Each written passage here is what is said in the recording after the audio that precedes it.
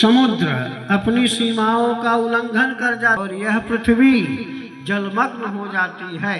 जब पृथ्वी ही नहीं तो जीव जंतु पेड़ पौधे पहाड़ कैसे रहेंगे, सब डूब जाते हैं। और फिर जितने जीव हैं मनुष्य से लेकर कीट पतंग आदि तक, ये सब सप्तर्षियों के सांस के माध्यम से भगवान समस्त जीवों को अपने उदर में लेकर के अथाह जल राशि, अब केवल जल ही जल बचता है, न पृथ्वी न पेड़ न पौधा न कुछ न जीव न जंतु, केवल भगवान सहस्त्र सिर वाले प्रभु, सहस्त्र सिर का पुरुखा सहस्राक्षा सहस्रपातो विराट भगवान अथाह जल राशि में शेषनाग को अपनी सैया बना करके शयन करते हैं। कुछ दिन बाद भगवान को इच्छा होती है, एको अहम बहुश्याम, मैं अकेला हूँ बहुत सा हो जाऊं। भगवान जैसे मन बनाते हैं वैसे भगवान का मन ही, अब देखिए जो विराट रूप का दर्शन करना चाहें, जो बताते हैं तुलसी बाबा, हमारे संत जन, हमारे वेद पुराण कि कण कण में भगवान का वास है, तो अगर यहीं से ध्यान से सुन लेंगे तो यह रहस्य आप भी जान जाएंगे। फिर शंका नहीं करेंगे कि भगवान यहाँ है वहाँ नहीं है, मंदिर में है यहाँ नहीं है। कण कण में भगवान का वास। कैसे?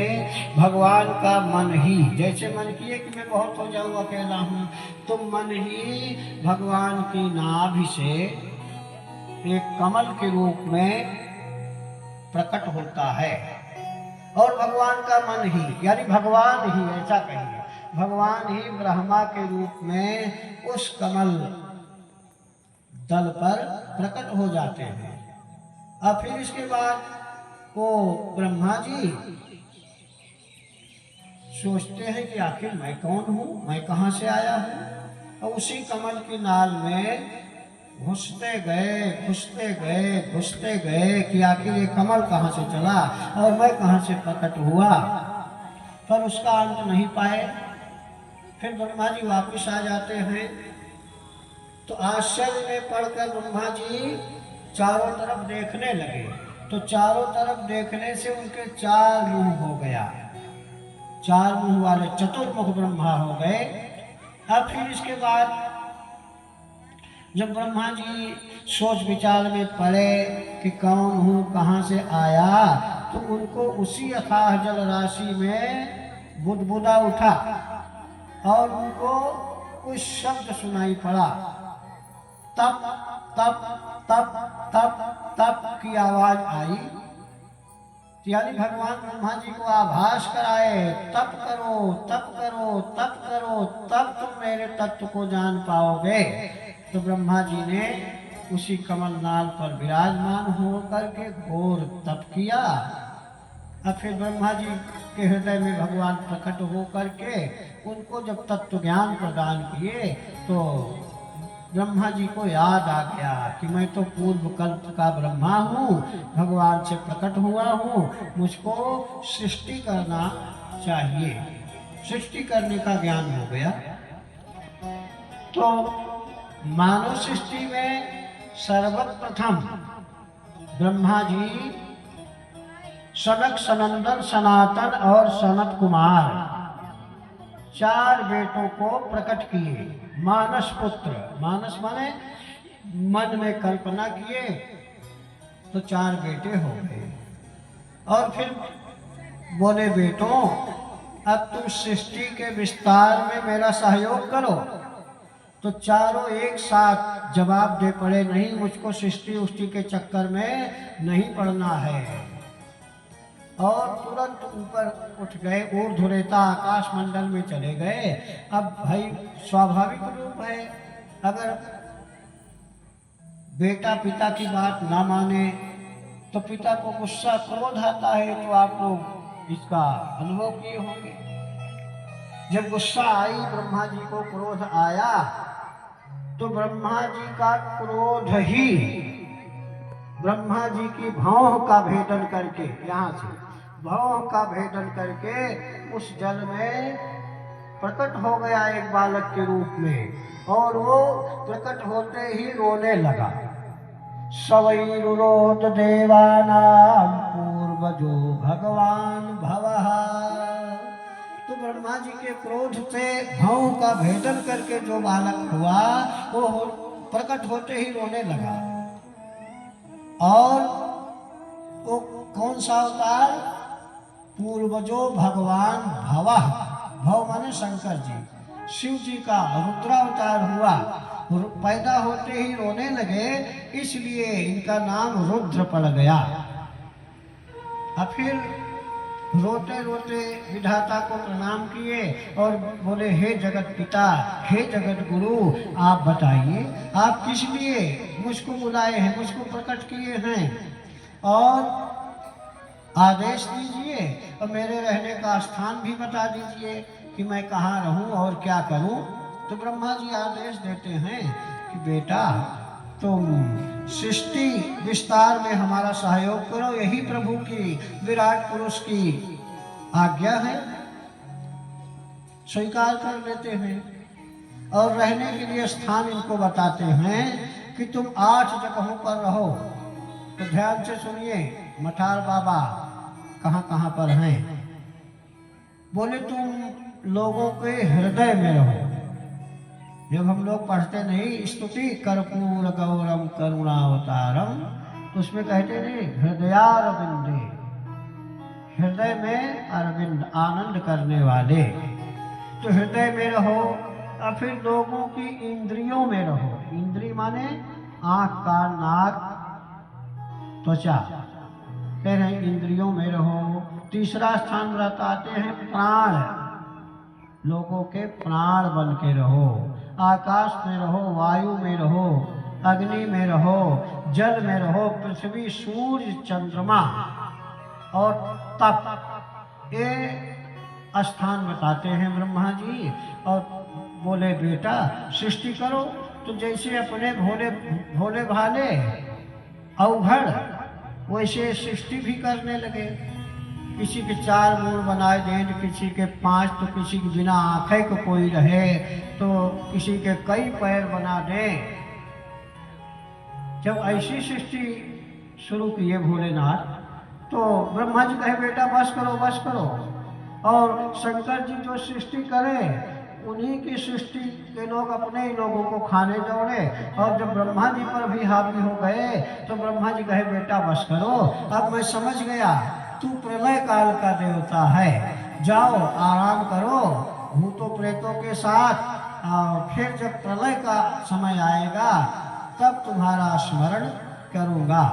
भोलेनाथ तो चले गए कैलाश पर्वत पर तपस्या करने, और उनकी सृष्टि भूत प्रेत पिशाच आदि हैं, ये सब भी भगवान की सेवा में लग गए। अब फिर इसके बाद तो अब की बार ब्रह्मा जी अब अपने 10 बेटों को, 10 मानस पुत्रों को उत्पन्न किए, क्योंकि शंकर जी को मना कर दिए तो सृष्टि का क्रम फिर से रुक गया। तो अब की बार 10 पुत्रों को प्रकट करते हैं। मरीचिरत्यंगिरसौ पुलस्त्यः पुलः क्रतुः भृगुर्वसिष्ठो दक्षश्च दशमस्तत्र नारदः। अब 10 मानस पुत्र पैदा किए। सबसे पहले बेटा हुए मरीचि, दूसरे बेटा हुए अत्रि, तीसरे पुत्र हुए अंगिरा, पुलस्य, पुलह क्रतु, भृगु, वशिष्ठ, दक्ष और 10वें नारद हुए। अब ब्रह्मा जी के किस अंग से कौन बेटा पैदा हुए थे? मरीचि ऋषि ब्रह्मा जी के मन से प्रकट हुए थे। और सृष्टि विस्तार में इनका क्या सहयोग रहा, इनका कभी कथा आएगी। करदम पुत्री कला से विवाह हुआ। ये सृष्टि विस्तार में क्या सहयोग किए? इनके बेटा हुए कश्यप, पूर्णिमा, 2 पुत्र और 1 कन्या हुई। कश्यप ऋषि जिनकी संतानें हम लोग हैं। कश्यप ऋषि हुए मरीचि ऋषि से, और अत्रि मुनि भगवान ब्रह्मा के नेत्र से पैदा हुए थे। उनका विवाह कर्दम पुत्री अनसुईया से हुआ। अनसुईया से चंद्रमा, दत्तात्रेय और दुर्वासा, जो ब्रह्मा विष्णु और शिव के अवतार हैं। ऐसी किसी पुराण में कथा आती है कि ब्रह्मा विष्णु शिव इनकी परीक्षा लेने गए थे कि ये कितनी बड़ी सती हैं। परीक्षा इसलिए लेने गए, जब अनसुईया का गुणगान होने लगा कि अनसुईया से बड़ा कोई पातिक धर्म नहीं कर सकता है, तो लक्ष्मी जी, पार्वती जी और ब्रह्माणी जी, तीनों देवियों को ईर्ष्या होने लगी कि कहीं नहीं, ऐसा नहीं हो सकता, पतिदेव जाओ आप परीक्षा लेकर आओ। तो तीनों देवता आए और कहे कि भिक्षा दो। अनसुईया भिक्षा लेकर निकली तो बोले ऐसे नहीं लूंगा, कपड़े उतार के आओ। अगर भिक्षा नहीं देती तो उनका धर्म बिगड़ जाता कि भिक्षुक आया और बिना भिक्षा के लौटा दी। तो इन्होंने क्या काम किया, अपने पातिक व्रत धर्म से जल निकाला, मंत्र पढ़ के फेंका तो तीनों देवता लड़का बन गए, नंग धड़ंग। अब छोटे बच्चे के आगे माँ चाहे नग्न रहे चाहे जैसे रहे, उनको क्या, फिर उनको नग्न हो करके भिक्षा दी। अब तो ये बच्चे बन गए। अब महारानियाँ तीनों परेशान, फिर आकर के इन्हीं अनसुईया से निवेदन के लिए, अनसुईया ने कहा ले जाओ अपने अपने पतियों को, अब पहचाने में ना आवे कौन किसके पति हैं। तो फिर अनसुईया के चरणों में पड़ी। तो देखिए पातिक व्रत धर्म का कितना महत्व है कि देवता भी विवश हो जाते हैं, देवियां विवश हो जाती हैं। तो सबको अपने अपने पतियों को ले गई। तो वही इनसे चंद्रमा, दत्तात्रेय और दुर्वासा ऋषि हुए थे। और फिर अंगिरा ऋषि तीसरे पुत्र, इनकी कर्दम पुत्री श्रद्धा से विवाह हुआ। ये ब्रह्मा के मुख से पैदा हुए थे। इनके दो पुत्र हुए, उतच्छ और बृहस्पति। फिर इसके बाद पुलस्त्य ऋषि कान से हुए, इनसे अगस्त ऋषि पैदा हुए, विश्रवा पैदा हुए और इन्हीं के कुल में, विश्रवा के कुल में रावण भी हुआ था। और फिर इसके बाद पुलह नाभि से पैदा हुए, उनके 3 पुत्र हुए। और क्रतु हाथ से हुए, इनके 60,000 बाल खिल्यादि ऋषि, आगे कथा आएगी। और भृगु त्वचा से हुए थे ब्रह्मा जी के। भृगु ऋषि का विवाह हुआ ख्याति से, जिनके चित्रकेतु आदि 27 पुत्र हुए थे। वशिष्ठ जी ब्रह्मा के प्राण से उत्पन्न हुए थे, जो भगवान राम के कुलगुरु बने। और इनका विवाह अरुंधति से हुआ था। इनके पुत्र हुए अथर्वा और शांति। अब जो 10वें दक्ष हैं, दक्ष प्रजापति का विवाह हुआ था कर्दम पुत्री प्रसूति से 16 कन्याएं और 16 कन्याएं हुई थी, जिनका वर्णन अभी आएगा। 13 का धर्म से विवाह किए, 1 का अग्नि से और 1 का स्वाहा और पितरों से किए। तो इस तरह, और एक जो सती छोटी वाली बची थी, उनका विवाह शंकर बाबा के साथ किया गया। तो इस तरह से सृष्टि में वृद्धि होने लगी। अब की बार तो ब्रह्मा जी सृष्टि किए सरस्वती जी का।